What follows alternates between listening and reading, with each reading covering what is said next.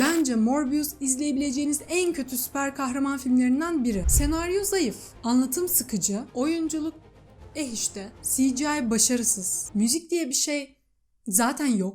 Bu ara Morbius hakkında siz neler düşünüyorsunuz merak ediyorum. O yüzden yorumlara yazmayı unutmayın. Bence bir aksiyon filmine göre sadece klişe değil, aynı zamanda sıkıcı bir filmdi. Filmin hikayesindeki kurgu rahatsız edici derecede basitti. Filmin ilk 10 dakikasında zaten sonda neler olacağını kafanızda direkt kurabiliyorsunuz. Marvel'ın filmlerindeki en büyük sorunlardan biri bence bu hikaye anlatıcılığında kolaya kaçmaları. Sürekli kendisini tekrarlayan, üzerine uğraşılmamış, çocuksu senaryoların Marvel filmlerinin potansiyelini öldürdüğünü düşünüyorum. Özellikle Eternals filmi de bu konuda bayağı bir gerideydi. Ama Morbius ondan da beter. Hatta Morbius bana Venom'un filmlerini bile özlettirdi. Filmin yönetmenliği ve edit kısmı neredeyse büyük bir hüsran. Aksiyon sahneleri çok geçiştirme olmuş. Üzerinde durulması gereken diyalog ve aksiyon sahnelerini 5 dakikaya sığdırmaya çalışmışlar. O sahnelerde her şey çok hızlı gelişiyor ve sahneler sizi içine almıyor. Hatta direkt izleyiciyi bayıyor. Mesela son sahnedeki ikilinin dövüşünde her şey birbirine giriyor ve anlamsız görüntüler ortaya çıkıyor. Bir de trenin geldiği bir sahne var. O sahneyle de aşırı dalga geçmiştim. Oyunculardan Jared Leto ve Matt Smith yapabileceklerinin en iyisini yapmış ama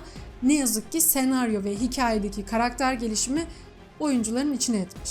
Morbius IMDb'de korku filmi olarak da geçiyor ve bana kalırsa kesinlikle bir korku filmi değil. Zaten 13 yaş kitlesinin üzerine çıkmayalım diye bayağı bir kasmışlar. Normalde bu bir vampir hikayesi ama ortada doğru düzgün kan yok. Morbius hayatımda izlediğim en kötü film değil ama bu filmden daha iyi olan birçok kötü film izledim. Ama evet, Marvel'ın izlediğim en kötü filmi şimdilik bu. Yani kendi filmi vizyona girmeden spoiler veren bir yönetmenden zaten ne beklenirdi ki? Morbius'un çok iyi bir film olduğunu söyleyenleri de gördüm. Sadece koyu Marvel hayranları olduklarını varsayıyorum. O yüzden onları diyebilecek fazla bir şey yok. Morbius'un zaman kaybı olduğunu düşünüyorum. Benim için bu film keşke yapmasalarmış bandında 4.75'likti. Açıklama kısmına hangi noktalara kaçar puan verdiğimi yazarım. Şimdi filmde ilgimi çeken tam 9 tane detaydan bahsetmek istiyorum. Morbius henüz bir çocukken üstün yetenekli olduğunu fark eden doktor, onu New York'ta üstün yetenekli çocukların olduğu bir okula göndermeye karar vermişti. Çizgi romanda da geçen bu üstün yetenekli çocuklar okulu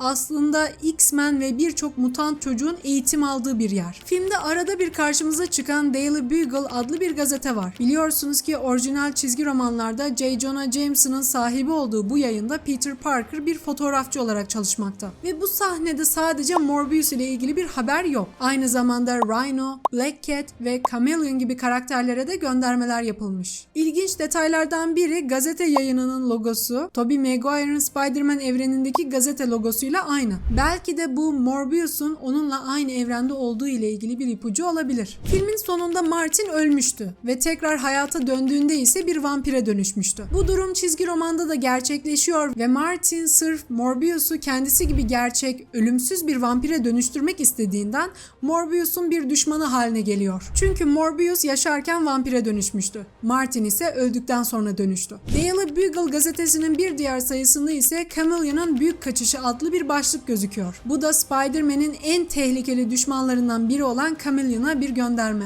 İleride gelecek olan Kraven the Hunter filminde Chameleon karakterini Fred Hechinger canlandıracak. Aynı zamanda çizgi romanda Chameleon, Kraven the Hunter'ın üvey kardeşi. Post-credit sahnelerinde No Way Home'da yaşanan olaylardan dolayı Vulture kendisini Morbius'un evreninde buluyor. Ve Vulture Morbius'u takım olarak çalışmaya davet ediyor. Bu da önümüzdeki filmlerde Spider-Man'e karşı Sinister Six'in kurulacağı hakkında büyük bir referans. Yalnız bu sefer Vulture'ın kullanmış olduğu teknolojinin daha farklı olduğunu görebilirsiniz.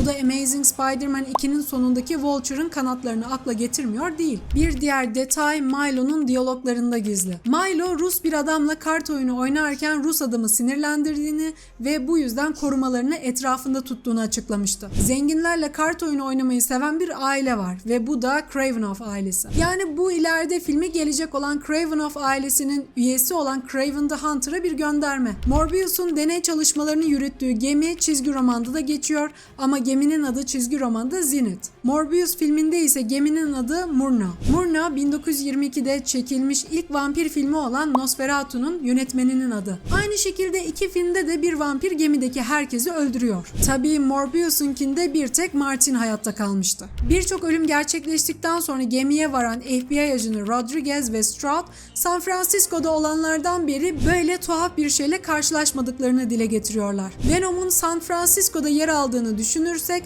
bu Eddie Brock ve Venom'a direkt bir gönderme. Bununla birlikte bir sahnede Morbius "ben Venom'um" şeklinde Venom'u taklit ediyor. Bu şekilde Venom'un ve Morbius'un aynı evrende olduğunu anlamış olduk. En ilginç detaylardan biri ise Martin'in tutmuş olduğu gazetede süper kahramanın son görünüşünden bu yana 90 gün geçtiği yazmakta. Amazing Spider-Man 2'den bildiğimiz üzere Peter Parker 5 aylığına Spider-Man olmaya ara vermişti. Morbius'un geçtiği aralık buna tekabül ediyor olabilir. İleride Andrew Garfield'ın yine başrolü üstlendiği bir Amazing Spider-Man 3 filmiyle karşılaşırsak şaşırmamak gerek. Bunun gibi sizin de fark ettiğiniz veya duyduğunuz detayları yorumlar kısmına yazabilirsiniz. Böylece diğer gözden kaçan detaylar hakkında bilgilenmiş oluruz. The Batman filmini izlediysen bu videoda da bir takım fark edilmeyen detaylara değindim. Kesinlikle gidip bir göz atmanı öneririm.